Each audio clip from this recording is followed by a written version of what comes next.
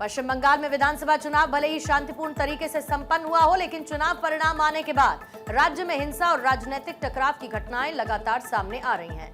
इसी कड़ी में बुधवार देर रात हुई एक सनसनीखेज हत्या ने पूरे बंगाल की राजनीति में भूचाल ला दिया। बीजेपी के नेता शुभेंदु अधिकारी के करीबी सहयोगी और उनके निजी सहायक चंद्रनाथ रथ की उत्तरी 24 परगना जिले के मध्यम ग्राम इलाके में गोली मारकर हत्या कर दी गई। चंद्रनाथ रथ के शव को पोस्टमार्टम के लिए बारासात अस्पताल ले जाया गया, जहां 3 डॉक्टर्स के विशेष पैनल ने पोस्टमार्टम किया।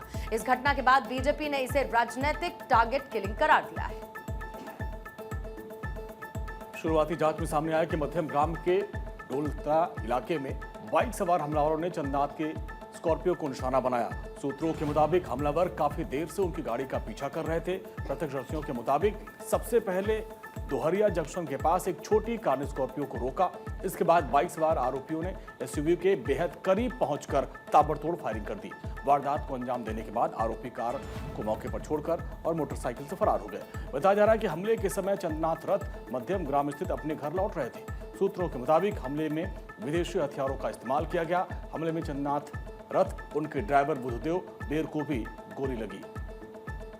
वहीं चंद्रनाथ रथ और उनके ड्राइवर बुद्धदेव बेर को रात करीब 10:40 पर अस्पताल ले जाया गया, जहां डॉक्टरों ने चंद्रनाथ रथ को मृत घोषित कर दिया। अस्पताल की डॉक्टर्स के मुताबिक चंद्रनाथ को 3 गोलियां लगी थी, जबकि उनके ड्राइवर बुद्धदेव बेर की हालत अभी भी गंभीर बनी है और उनका कोलकाता के एक अस्पताल में इलाज चल रहा है। घटना की जानकारी मिलते ही बड़ी संख्या में बीजेपी कार्यकर्ता अस्पताल पहुंच गए। जमकर प्रदर्शन किया गया। शुभेंदु अधिकारी ने कहा कि वो मेरे करीबी थे, इसीलिए उन्हें निशाना बनाया गया। ये बंगाल का माहौल खराब करने की कोशिश है। आरोपियों को बख्शा नहीं जाएगा।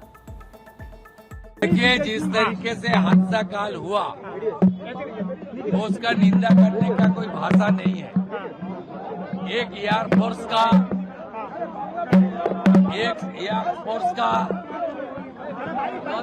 कांत रात को मर्डर करने के लिए एक ही वजह है, वो बीजेपी का शुभेंदु अधिकारी का एग्जीक्यूटिव असिस्टेंट है।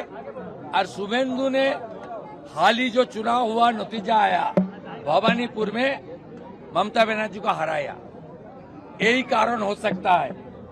इसका कोई बात नहीं है। मैं उनका परिवार का साथ दूंगा और परिवार का जो डिमांड है, तुरंत इसको जो किया है उनको हिरासत में लेकर चार्जशीट करके कन्विक्शन दिलाना, एक प्रक्रिया में भी मेरा जो जिम्मेदारी है मैं निभाने का काम करूंगा। टीएमसी ने भी इस हत्या की कड़ी निंदा की है और कोर्ट की निगरानी में सीबीआई जांच की मांग करते हुए दावा किया गया कि पिछले 3 दिनों में हिंसा की अलग अलग घटनाओं में उसके भी 3 कार्यकर्ताओं की हत्या की गई। दूसरी ओर राज्य के डीजीपी सिद्धनाथ गुप्ता ने बताया कि पुलिस ने घटनास्थल से कारतूस बरामद कर लिए हैं और उस छोटी कार को भी जब्त कर लिया गया, जिसका इस्तेमाल कथित तौर पर हमले में किया गया था। उन्होंने बताया कि जांच में कार के नंबर प्लेट से छेड़छाड़ के संकेत मिले हैं। पुलिस और फॉरेंसिक टीमें लगातार जांच में जुटी हैं। कार से फिंगरप्रिंट और अन्य सैंपल जुटाए गए हैं, जबकि आसपास की सीसीटीवी फुटेज भी खंगाले जा रहे ताकि हमलावरों की पहचान की जा सके।